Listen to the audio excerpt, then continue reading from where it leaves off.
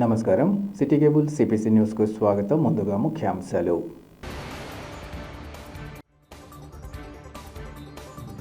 జిల్లాలో ఉక్కు కర్మాగారం ఏర్పాటుకు కేంద్ర రాష్ట్ర ప్రభుత్వాలు తగిన చర్యలు చేపట్టాలి. పిసిసి అధ్యక్షురాలు వైఎస్ షర్మిల డిమాండ్.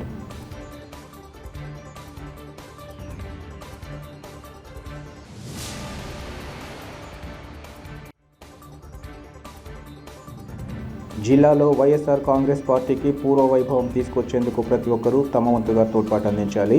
పార్టీ మండల కన్వీనర్లకు జిల్లా అధ్యక్షులు రవీంద్రనాథ్ రెడ్డి దిశానిర్దేశం.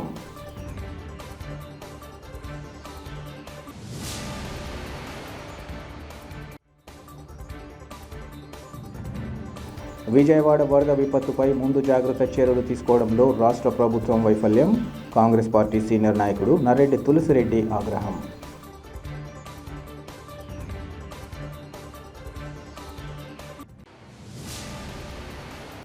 వైఎస్ఆర్ జిల్లాలో ఉక్కు కర్మాగారం ఏర్పాటు చేయాలని దీర్ఘకాలంగా పెండింగ్లో ఉన్న డిమాండ్కు ఆమోదిస్తూ కేంద్ర రాష్ట్ర ప్రభుత్వాలు అందుకు అనుగుణంగా తగిన చర్యలు చేపట్టాలని పిసిసి అధ్యక్షురాలు వైఎస్ షర్మిల డిమాండ్ చేశారు.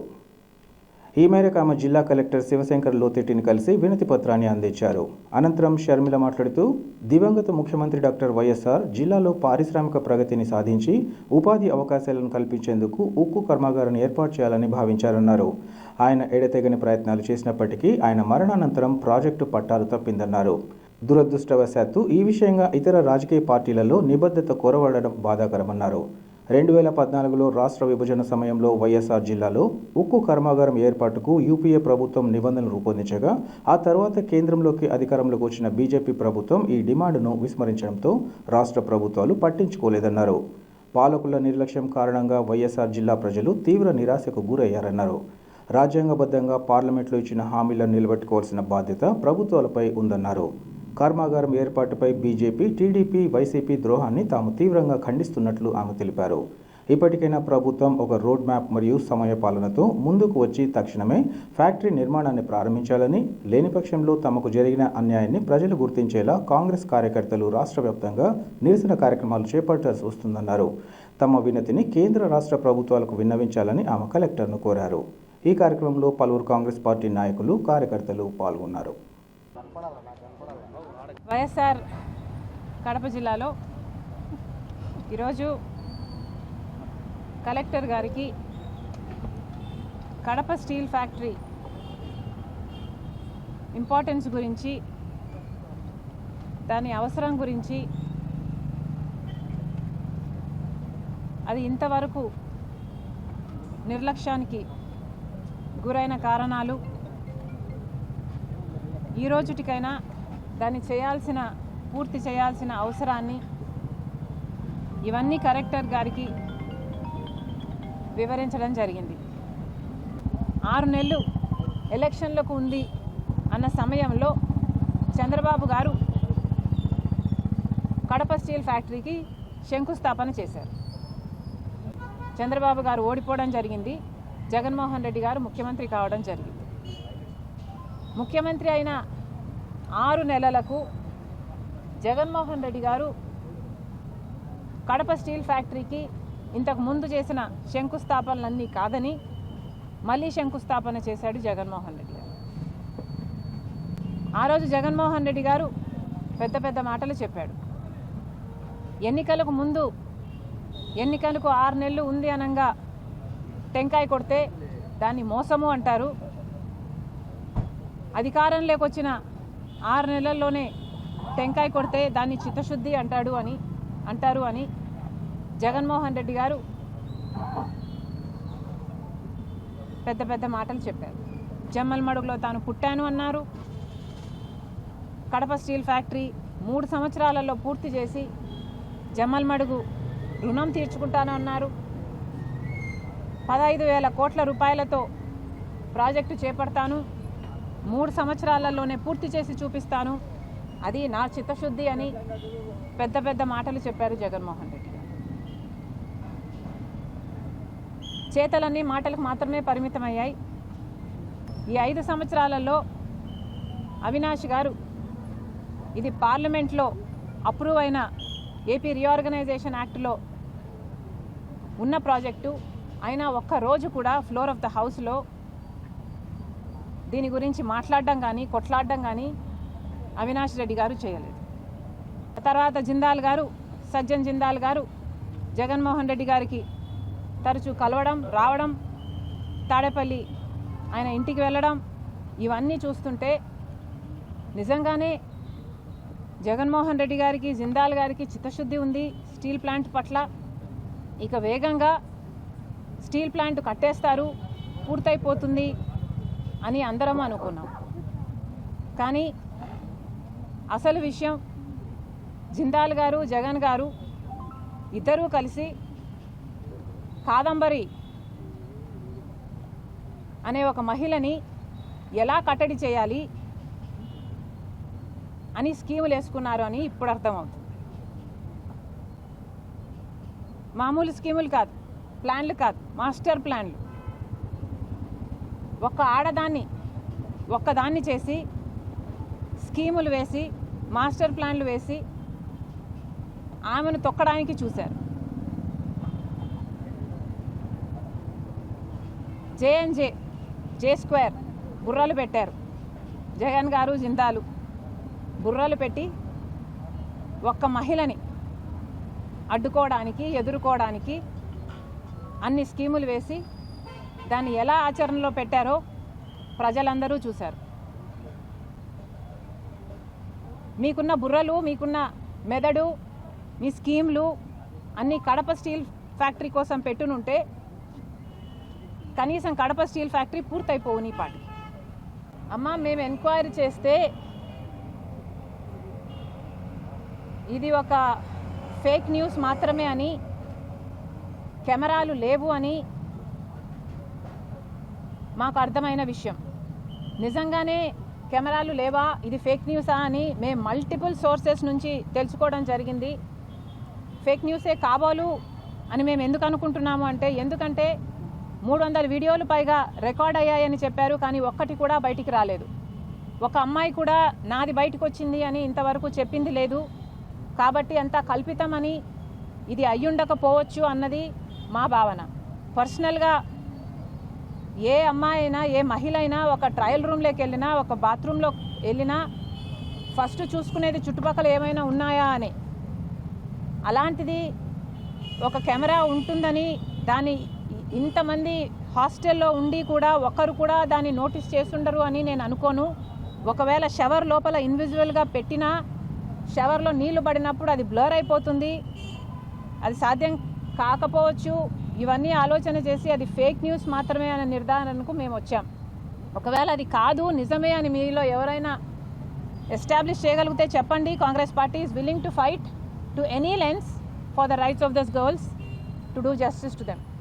మహిళ కాదంబరి అన్న ఆవిడ ఒక మహిళ. నాకు తెలిసి, నేను కనుక్కుంటే నాకు తెలిసిన విషయం, ఆవిడ ఒక డాక్టర్ అని, ఇంటర్నేషనల్ ఇన్స్టిట్యూట్స్కి రీసెర్చ్ పేపర్స్ కూడా రాసింది అని, ఒక అకంప్లిష్డ్ ఉమెన్ అని, ఆమె యాక్టింగ్ ఫీల్డ్లోకి వచ్చి ఒక యాక్ట్రెస్ అవుదాం అనుకున్నారని నాకు అర్థమైన విషయం. అలాంటి ఆవిడ నన్ను ఎక్స్ప్లాయిట్ చేశారు అని ఒక కేసు పెట్టబోతే, అది పెద్ద మనిషి, సమాజంలో ఆర్థికంగా బాగా గట్టిగా స్ట్రాంగ్గా ఉన్నవాడు కాబట్టి తొక్కాలని చూశాడు అని నాకు అర్థమైంది. కానీ ఒకటి ఆలోచన చేయండి, నిజంగానే కాదంబరి అనే ఆవిడ డిసీవ్ చేయాలనుకుంటే, నిజంగానే మోసం చేస్తున్నింది ఆయనను అనుకుంటే, అన్ని డబ్బులున్నవాడు ఒక 50 కోట్లో 100 కోట్లో ఆవిడకిచ్చి ఆవిడ నోరు మూపించి ఉండగలడు. కానీ ఆవిడ ఏ ప్రెషర్కు లొంగకుండా నాకు న్యాయమే జరగాలి అని నిలబడిన దానికి ఎంత ఘోరంగా ఆవిడని తొక్కాలని చూశారు. వాళ్ళ తల్లిని, తండ్రిని, వాళ్ళు కూడా చిన్నవాళ్ళు కాదు. తండ్రి ఏమో నేవీ ఆఫీసర్ అట, తల్లేమో రిజర్వ్ బ్యాంక్లో మంచి పొజిషన్లో పనిచేసిన ఆవిడట.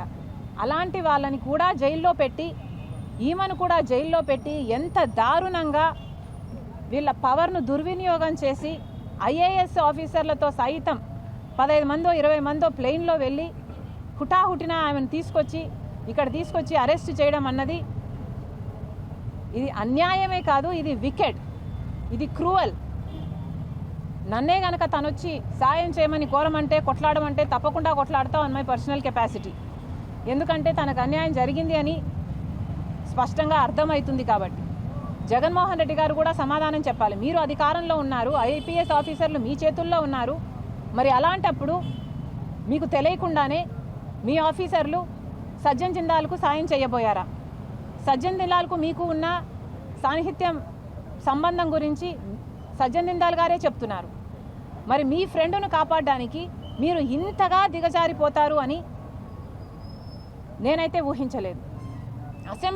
అసెంబ్లీలో నిలబడి జగన్మోహన్ రెడ్డి గారు చెప్పిన మాట, నాకు 2 కూతుర్లు ఉన్నారు, వాళ్ళకు అన్యాయం జరిగితే ఎలా ఉంటుందో నాకు తెలుసు అని చెప్పిన వాడు, పక్కన ఇంకొక ఆడబిడ్డకు అన్యాయం జరుగుతుంటే తను హక్కుల కోసం కొట్లాడుతుంటే తప్పుడు కేసు పెట్టించి ఒక ఫోర్జరీ కేసు కోసం ఆలోచన చేయండి. ఎవరైనా ఒక ఫోర్జరీ కేసు కోసం 15 మంది ఐపీఎస్ ఆఫీసర్లు అంతవరకు వెళ్ళి అరెస్ట్ చేసి తీసుకొస్తారా?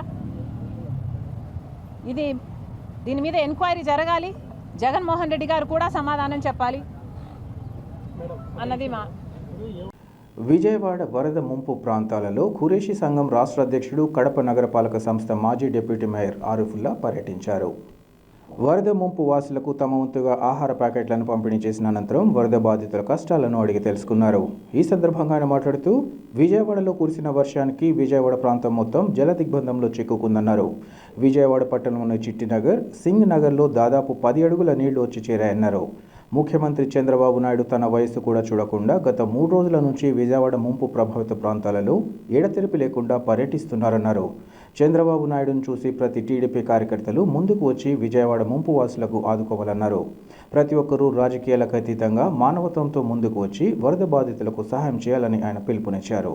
ఈ కార్యక్రమంలో టీడీపీ నాయకులు బాబ్జీ, కళ్యాణ్, ఖురేషీ సంఘం సభ్యులు షాకత్, ఖాదర్, యువత ఆరిఫ్, సుహైల్, ఎస్సీ విభాగ నాయకులు పాల్గొన్నారు. అందరికీ నమస్కారం.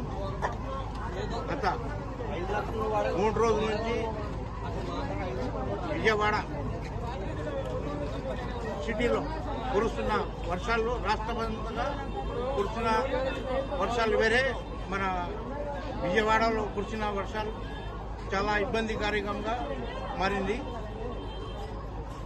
సింగ్ నగర్, చిట్టి నగర్ కొన్ని ప్రాంతాల్లో నీళ్లు ఎంతవరకు అంటే 10 అడుగులు పైకి నీళ్లు రావడం జరిగింది. జనాభా కనీసం సింగ్ నగర్లో ఈ ఏరియాలో 1 లక్ష మంది జనాభాతో ఉండే ఈ కాలనీ, ఇక్కడ ఫస్ట్ ఫ్లోర్ వరకు నీళ్లు వచ్చి ప్రతి ఒక్కరికి ఇబ్బందికరంగా అయింది. దాని తర్వాత చంద్రబాబు నాయుడు గారు వెంటనే ఈ 3 రోజుల్లో ఆయన నిద్ర లేకుండా, పొద్దునే అని లేదు, రాత్రి అని లేకుండా, ఆయన వయస్సులో 75 సంవత్సరాలు అయినాకు ఒక చిన్న కుర్రోళ్ళ మాదిరిగా ప్రతి ఏరియాకి పోయి బోర్డులో రాత్రి పగులు లేకుండా ఆయన కష్టపడతా కష్టంకి చూసి ప్రతి కార్యకర్త, ప్రతి లీడర్ కూడా ఆయన జడాలో నడుచుకోవాలని అనుకుంటున్నాను. అదేవిధంగా కడపలో రాజంపేటలో అన్నమయ్య ప్రాజెక్ట్ కూలిపోతే అప్పటి సీఎం జగన్మోహన్ రెడ్డి గారు ఒక్క టూరి కూడా ఆయనకు వచ్చి అక్కడ ఉండే ప్రజలకి, బాధితులకి చూడలేకుండా బాధాకరమైన విషయము. మళ్ళా ఇప్పుడు చంద్రబాబు నాయుడు గారు ఈ అంతా చూసి వాళ్లకు ఎటువంటి ఇబ్బంది కాకూడదు అని ఆయన సొంతంగా వచ్చి ఈ అన్ని ఏరియాస్ కు చూసి ఎటువంటి సౌకర్యం కావాలంటే కనీసం ఈ రోజు నిన్నటి 100 బోట్స్ వచ్చినాయి. ఈ ఏరియాకి చంద్రబాబు నాయుడు గారు ప్రెసిడెంట్ గా కలెక్టర్ ఆఫీస్లోనే ఉండి, ఆయన నివాసంలో లేకుండా కలెక్టర్ ఆఫీస్లో ఉండి కలెక్టర్లకి, అన్ని అధికారులకి ఆయన ఆదేశం కూడా ఇవ్వడం జరిగింది. ఇప్పుడు ఈ రోజు నుంచి వర్షం లేకుండా చాలా మంది వాళ్ళ చుట్టాల ఇంటికి ఏమి పెద్ద పెద్ద హాల్స్ కూడా బుక్ చేశారు, హోటల్స్ కూడా బుక్ చేశారు. వాళ్ళందరినీ కూడా అక్కడికి పంపించడం జరుగుతూ ఉంది. ఇట్లాంటి సౌకర్యం చేసే ముఖ్యమంత్రి గారికి ధన్యవాదాలు చెప్తాను. జిల్లాలో వైఎస్ఆర్ కాంగ్రెస్ పార్టీకి పూర్వ వైభవం తీసుకొచ్చేందుకు ప్రతి ఒక్కరూ తమ వంతుగా తోడ్పాటు అందించాలని పార్టీ జిల్లా అధ్యక్షులు రవీంద్రనాథ్ రెడ్డి తెలిపారు. వైఎస్ఆర్ కాంగ్రెస్ పార్టీ జిల్లా అధ్యక్షులుగా రవీంద్రనాథ్ రెడ్డి ఇటీవల బాధ్యతలు స్వీకరించిన నేపథ్యంలో కడప నగరంలోని పార్టీ కార్యాలయంలో మండల కన్వీనర్లు, జేసీఎస్ ఇన్ఛార్జీలతో రివ్యూ సమావేశాన్ని నిర్వహించారు. ఈ సందర్భంగా రవీంద్రనాథ్ రెడ్డి మాట్లాడుతూ రాబోయే కాలంలో మండల కన్వీనర్లు, పార్టీ నేతలు కీలకంగా వ్యవహరించాలన్నారు. పార్టీ అధిష్టానం ఏ పిలుపునిచ్చినా మీ పరిధిలో ఆ కార్యక్రమాన్ని విజయవంతం చేసేందుకు శక్తివంచన లేకుండా కృషి చేయాలన్నారు. ఇందుకోసం మండల కన్వీనర్లు ప్రధాన పాత్ర పోషించాలని విజ్ఞప్తి చేశారు. మండల పరిధిలోని పార్టీ నేతలు, కార్యకర్తలను సమన్వయం చేసుకుంటూ ముందుకు సాగాలని పిలుపునిచ్చారు. ప్రతి ఒక్కరూ 2029 ఎన్నికల్లో వైఎస్ జగన్మోహన్ రెడ్డిని తిరిగి ముఖ్యమంత్రిని చేసుకోవడమే లక్ష్యంగా పనిచేయాలని సూచించారు. పార్టీ నేతలు, కార్యకర్తలకు ఎలాంటి ఇబ్బందులు తలెత్తినా పార్టీ అధిష్టానం అన్ని విధాలా అండగా ఉంటుందని ఈ సందర్భంగా తెలిపారు. అనంతరం నియోజకవర్గ ఇన్ఛార్జీలు పార్టీ శ్రేణులకు దిశానిర్దేశం చేశారు. ఈ కార్యక్రమంలో జిల్లాలోని ఎమ్మెల్యేలు, కడప, మైదుకూరు, ప్రొద్దుటూరు, జమ్మలమడుగు మాజీ ఎమ్మెల్యేలు, నగర మేయర్తో పాటు ఇతర నేతలు, పార్టీ మండల కన్వీనర్లు పాల్గొన్నారు. సో అందరికీ నమస్కారం. వైఎస్ఆర్ కాంగ్రెస్ పార్టీ జిల్లా పార్టీ ఆధ్వర్యంలో ఈరోజు విస్తృత స్థాయిలో మండల కన్వీనర్లతోనూ, జేసీఎస్ ఇన్ఛార్జీలతోనూ మీటింగు ఈరోజు జరిగిన పరిస్థితి. సో ఈ సమావేశానికి నాతో పాటు పెద్దలు మైదుకూరు ఎక్స్ ఎమ్మెల్యే గారు శ్రీ రఘురామరెడ్డి గారు, అలాగే బద్వేలు ఎక్స్ ఎమ్మెల్యే ఇప్పుడు ఎమ్మెల్సీ శ్రీ గోవింద్ రెడ్డి గారు, అట్లాగే ఎమ్మెల్యేలు బద్వేలు ఎమ్మెల్యే సుధమ్మ గారు, అట్లాగే ఎమ్మెల్సీ రమేష్ యాదవ్ గారు, అలాగే రామచంద్రారెడ్డి గారు, జమ్మలమడుగు ఎమ్మెల్యే శ్రీ సుధీర్ రెడ్డి గారు, అలాగే కడప ఎక్స్ ఎమ్మెల్యే తర్వాత డిప్యూటీ ముఖ్యమంత్రి వర్యులు శ్రీ అంజద్ బాషా గారు, so deputy mayor Shri Nityananda Reddy గారు, మిగతా మండల కన్వీనర్లు, జేసీఎస్ ఇన్ఛార్జీలు అందరూ పాల్గొన్న ఈ సమావేశం. సో ఇవన్నీ అందరూ కూడా ఈ సమావేశంలో పరిచయ కార్యక్రమాలు అయితేనేమి, సో అదే కాకుండా ఇప్పుడున్న పరిస్థితుల్లో పార్టీ బలోపేతానికి కావాల్సిన అన్ని రకాలైన చర్యలు తీసుకునేదానికి వారి సలహాలు అయితేనేమి అవన్నీ కూడా ఈరోజు తీసుకోవడం జరిగింది. సో మనం అందరం కలిసికట్టుగా పనిచేసి ఈ పార్టీని బలోపేతం చేసే కార్యక్రమం చేయాలి. మళ్ళీ 2029లో జగన్మోహన్ రెడ్డి గారిని ముఖ్యమంత్రిగా చేసుకోవాల్సిన అవసరం తప్పకుండా ఉంది. సో తప్పకుండా అందుకోసం మనం అందరం కూడా గట్టిగా కష్టపడి పనిచేయాలి. పార్టీ బలోపేతం చేసుకోవాల్సిన అవసరం తప్పకుండా ఉంది. ఎందుకంటే రేపు రాబోయే కాలంలో స్థానిక సంస్థలకు సంబంధించి సర్పంచులు అయితేనేమి, ఎంపీటీసీలు అయితేనేమి, తర్వాత జిల్లా పరిషత్ అయితేనేమి, మండలాలు అయితేనేమి, మున్సిపాలిటీలు అయితేనేమి, ఇవన్నీ కూడా గెలుచుకునేదానికి మనం అందరం కూడా గట్టిగా కృషి ఎలా చేయాలి అని చెప్పేసి దాని గురించి చర్చించుకునే కార్యక్రమం చేయడం జరిగిందనమాట. సో ఏది ఏమైతేనే మనం అందరం కూడా గట్టిగా కృషి చేయాలి అని చెప్పేసి నిర్ణయాలు తీసుకోవడం జరిగింది. సో అదే కాకోకుండా ఇప్పుడున్న పరిస్థితుల్లో చంద్రబాబు నాయుడు గారి పరిపాలన అనేది ఎంత అధ్వానంగా సాగుతుందనేది మనందరికీ కూడా తెలిసిన విషయమే అన్నమాట. సో దాదాపు 15,000-16,000 కోట్ల రూపాయలు అప్పు చేసి ఒక్క గవర్నమెంట్ ఎంప్లాయీస్కి జీతాలు, తర్వాత ఈ ముసలి వాళ్ళకు ఉన్న పెన్షన్లు ఇచ్చిన పరిస్థితి తప్ప ఇంకో కార్యక్రమం చేసిన పరిస్థితి లేదన్నమాట. సో చాలా దారుణం. ఎందుకంటే సూపర్ 6 అని చెప్పేసి అబద్ధాలని చెప్పేసి ప్రజలందరినీ మభ్యపెట్టి వాళ్ళందరి ఓట్లు కూడా మోసగించి దోచుకున్న పరిస్థితి మనందరికీ కూడా తెలిసిన విషయమే.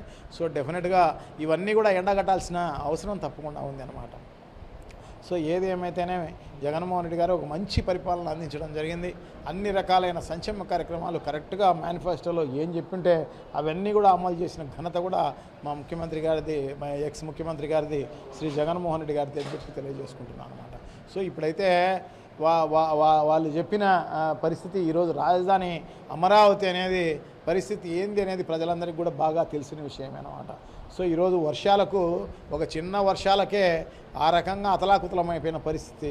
సో దాన్ని రాజధాని చేస్తామని చెప్పేసి చంద్రబాబు నాయుడు గారు చెప్పడం జరుగుతుందన్నమాట.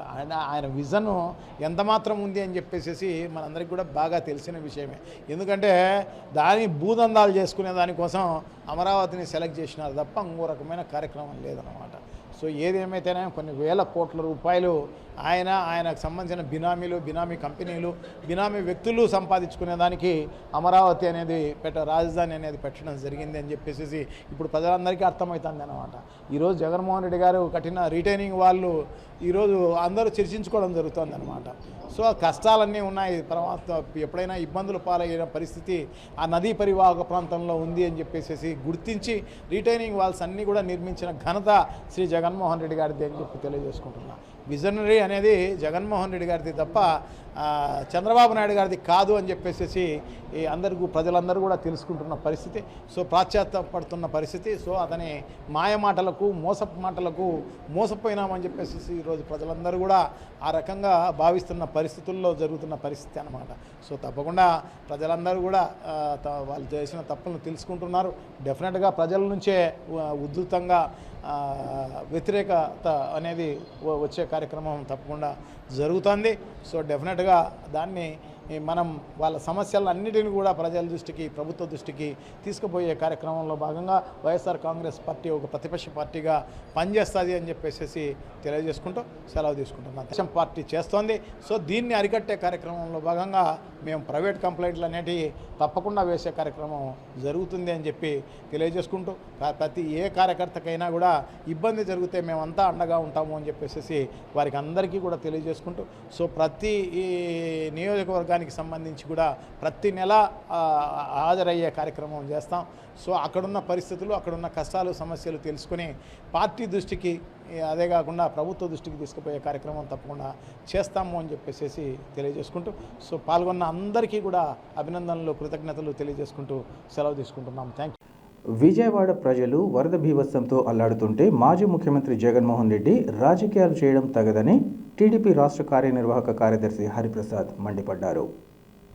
కడప నగరంలోని హరి టవర్స్లో ఏర్పాటు చేసిన మీడియా సమావేశంలో ఆయన మాట్లాడారు. తుఫాన్ ప్రభావంతో విజయవాడ మొత్తం వరదలతో మునిగిపోయిందన్నారు. విజయవాడ మహానగరం మునిగిపోవడంతో ముఖ్యమంత్రి నారా చంద్రబాబు నాయుడు విజయవాడ కలెక్టరేట్లో మకాం వేసి ఎప్పటికప్పుడు ప్రజల స్థితిగతులను చూస్తున్నారన్నారు. స్వయంగా ముఖ్యమంత్రి ముంపు ప్రాంతాలలో పర్యటించి ప్రజల సమస్యలను అడిగి తెలుసుకుంటున్నట్లు ఆయన చెప్పారు. జగన్మోహన్ రెడ్డి సీఎంగా ఉన్నప్పుడు ఎన్ని తుఫాన్లు వచ్చినా ఒకసారి కూడా బయటికి రాలేదని ఆయన ఆరోపించారు. జగన్మోహన్ రెడ్డికి ప్రజలు చీకొడుతున్నా నిజంగా సిగ్గు లేదన్నారు. విజయవాడ వరద ముంపు వాసుల కోసం చంద్రబాబు నాయుడు అహర్నిశలు శ్రమిస్తున్నారని అన్నారు. వైఎస్ జగన్మోహన్ రెడ్డి రాజకీయాలు మాట్లాడకుండా తనతో పాటు తన పార్టీ నాయకులు వరద బాధితులను తన వంతుగా తోడ్పాటు అందించాలని ఆయన హితవు పలికారు. చెరువులు అన్ని కూడా పొంగి పొల్లుతూ ప్రజలకు చాలా అసౌకర్యంగా, నీళ్లు తాగడానికి నీళ్లు లేకుండా, తినడానికి ఇళ్ళు లేకుండా విజయవాడ ఊరంతా కూడా దాదాపు మునిగిపోవడం జరిగింది. ఇటువంటి విపత్తులో గౌరవనీయులు నారా చంద్రబాబు నాయుడు గారు రాత్రనగా పగులనగా కలెక్టరేట్లోనే మకాం ఏర్పరచుకొని ప్రజల స్థితిగతులను చూస్తూ వాళ్లకు ఏదైతే నిత్యావసర అవసరాలు ఉన్నాయో, భోజనాలు అయితేనేమి, పాలైతేనేమి అన్నీ కూడా అధికారులతో అందిస్తూ ఆయన పర్యవేక్షణలో జరుగుతూ ఉంటారు. అయితే మాజీ ముఖ్యమంత్రి గారు జగన్ గారు, ప్రధాన ముఖ్యమంత్రి గారు ఏదైనా కూడా ఆయన పరదాల్లోంచి బయటికి ప్రజలు లేకపోలేదు. ఈ దినం ఇంత విపత్తు జరుగుతూ ఉంటే అక్కడికి పోయి రాజకీయం చేస్తున్నా అంటే సిగ్గు లేదా నీకు అని మేము అడుగుతున్నాం. నువ్వు ఇన్ని డ్యామేజ్ జరిగినప్పుడు కానీ, ఇన్ని వరదలు వచ్చినప్పుడు కానీ, ఇన్ని తుఫాన్లు వచ్చినప్పుడు కానీ ఏదైనా కూడా నువ్వు బయటికి రాలేదు. నువ్వు బయటకు వచ్చినావంటే పరదాలతోనే బయటకు వస్తావు. నువ్వు కూడా ప్రజలతో మాట్లాడితే ప్రజలు నీకు బుద్ధి చెప్పారు. అమ్మా మీకు అన్ని చేరినాయంటే అయ్యా నీకు ఉందా లేదా, గొంతుగాని నీళ్లు ఉంటే వాళ్ళైన అధికారులు ఏ విధంగా మాకు వచ్చి ఇస్తారు, అది ఆలోచించకుండా నువ్వు రాజకీయం చేయొద్దని చెప్పావు.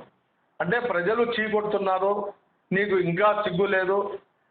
ఈ పరిస్థితిలో గౌరవనీయులు నారా చంద్రబాబు నాయుడు గారు ముఖ్యమంత్రిగా లేకపోతే ప్రజలందరూ కూడా వీధుల్లో పడేవాళ్ళు. ఈ దినం ఈ ముఖ్యమంత్రి నిరంతరం కూడా ప్రజల కోసం శ్రమిస్తూ, మంత్రులు, తెలుగుదేశం నాయకులు, కార్యకర్తలు అందరూ కూడా ప్రజలకు సేవ చేస్తూ ప్రజలను ఏ విధంగా అయినా ఈ వరదల నుంచి బయటపడాలని నిరంతరము నిద్రపోకుండా కృషి చేస్తున్న మహానీయుడు చంద్రబాబు నాయుడు గారు.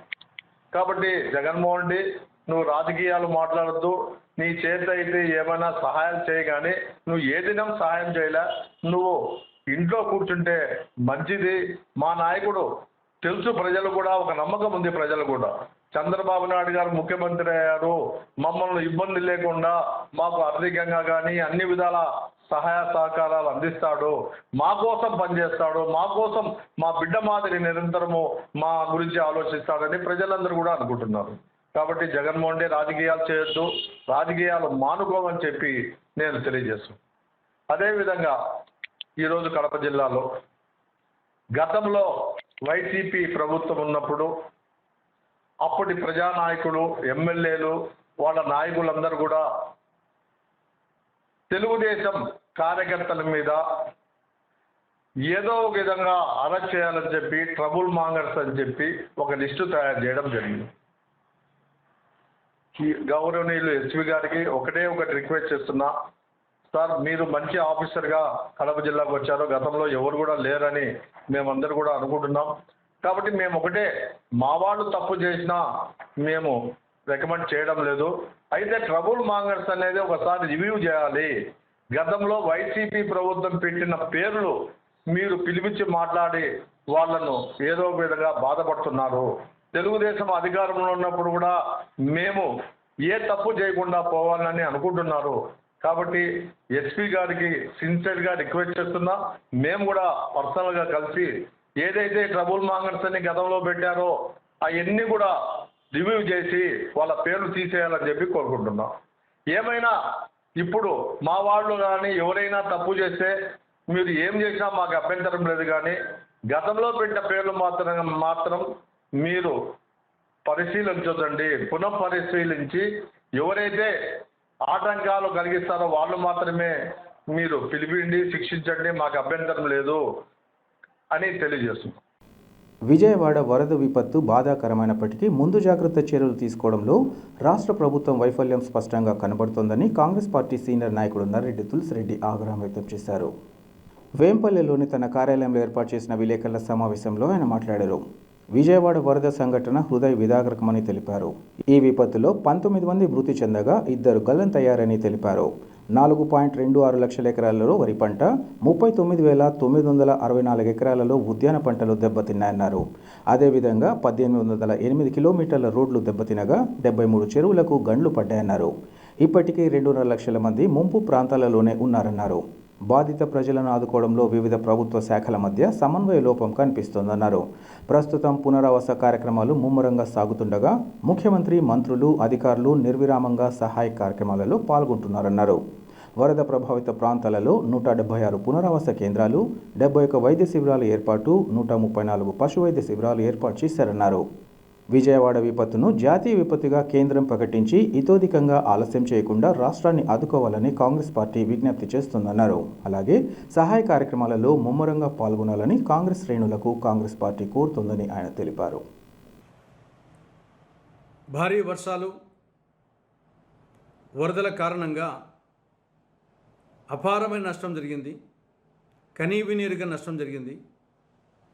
19 మంది మృతి చెందారు, 2 గల్లంతయ్యారు. 4,26,000 ఎకరాల్లో వరి పంట దెబ్బతింది. 39,946 ఎకరాల్లో ఉద్యానవన పంటలు దెబ్బతిన్నాయి. 136 పశువులు చనిపోయినాయి.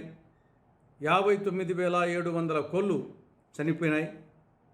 1808 కిలోమీటర్ల రోడ్డు పూర్తిగా ధ్వంసమైంది. 73 చెరువులకు గండ్లు పడ్డాయి. కాబట్టి అపారమైన నష్టం, కొన్ని వేల కోట్ల రూపాయల నష్టం జరిగింది. ముందు జాగ్రత్త తీసుకోవడంలో కొంతవరకు రాష్ట్ర ప్రభుత్వం వైఫల్యం చెందినట్టు కనిపిస్తూ ఉంది.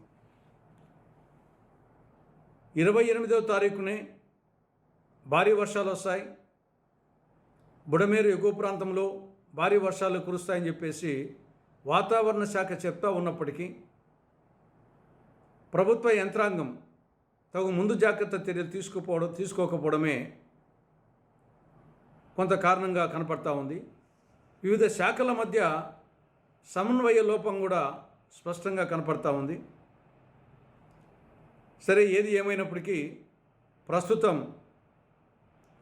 ఈ యొక్క రిలీఫ్ క్యాంప్స్లో రిలీఫ్ కార్యక్రమాలు ముమ్మరంగా సాగుతూ ఉన్నాయి. 176 పునరావాస కేంద్రాలు ఏర్పాటు చేయడం జరిగింది. 171 వైద్య శిబిరాలు, 134 పశు వైద్య శిబిరాలు ఏర్పాటు చేయడం జరిగింది. 108 పవర్ బోట్సు, 283 మంది గజ ఈతగాళ్ళు, 36 ఎన్డీఆర్ఎఫ్, ఎస్డీఆర్ఎఫ్ బృందాలు పనిచేస్తున్నాయి. ముఖ్యమంత్రి, మంత్రులు, ఎమ్మెల్యేలు, అధికారులు కూడా నిర్విరామంగా కృషి చేస్తున్నారు. టోల్ ఫ్రీ నెంబర్ కూడా ఇవ్వడం జరిగింది. ఏది ఏమైనప్పటికీ, ఎంత చేసినప్పటికీ ఈ జరిగిన నష్టాన్ని పూడ్చలేము. ఈ ఆపత్ సమయంలో కేంద్ర ప్రభుత్వం ఇతోధికంగా రాష్ట్రాన్ని ఆదుకోవాల్సిన అవసరం ఉంది. కాబట్టి విజయవాడ విపత్తును జాతీయ విపత్తుగా కేంద్రం పరిగణించి వెంటనే కేంద్ర బృందాలను పంపి ఇక్కడ పరిశీలన చేసి వీలైనంత త్వరగా ఆలస్యం చేయకుండా కేంద్ర ప్రభుత్వం సహాయం చేయాలని కాంగ్రెస్ పార్టీ కోరుతూ ఉంది. కాంగ్రెస్ పార్టీ శ్రేణులకు కూడా ఆంధ్రప్రదేశ్ కాంగ్రెస్ కమిటీ విజ్ఞప్తి చేస్తూ ఉంది. మీకు ఎక్కడ వీలైతే అక్కడ ఈ యొక్క బాధితులకు సహాయ కార్యక్రమాలు చేపట్టడంలో మీ వంతు సహాయ సహకారాలు అందించాలని, ఇందులో ఏమాత్రము ఆలస్యం చేయొద్దని మానవతా దృక్పథంతో ఇది ఒక పుణ్య కార్యక్రమం, ఆపదలో ఉన్న వాళ్ళను ఆదుకోవడం పుణ్య కార్యక్రమం, ఇది ఒక పుణ్య కార్యక్రమంగా భావించి సహాయ కార్యక్రమాల్లో పాల్గొనాలని కాంగ్రెస్ శ్రేణులకు ఆంధ్రప్రదేశ్ కాంగ్రెస్ కమిటీ విజ్ఞప్తి చేస్తూ ఉంది.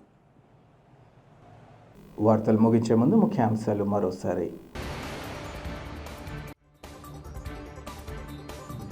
జిల్లాలో ఉక్కు కర్మాగారం ఏర్పాటుకు కేంద్ర రాష్ట్ర ప్రభుత్వాలు తగిన చర్యలు చేపట్టాలి. పిసిసి అధ్యక్షురాలు వైఎస్ షర్మిల డిమాండ్.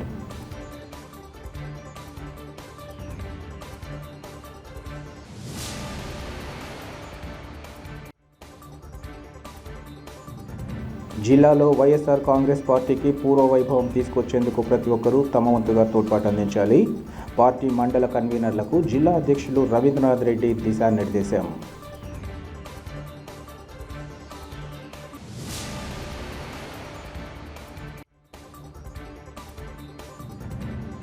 విజయవాడ వరద విపత్తుపై ముందు జాగ్రత్త చర్యలు తీసుకోవడంలో రాష్ట్ర ప్రభుత్వం వైఫల్యం.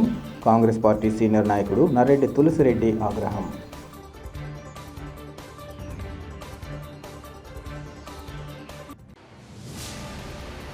సిటీ కేబుల్ సిపిసి న్యూస్ ఇంతటితో సమాప్తం.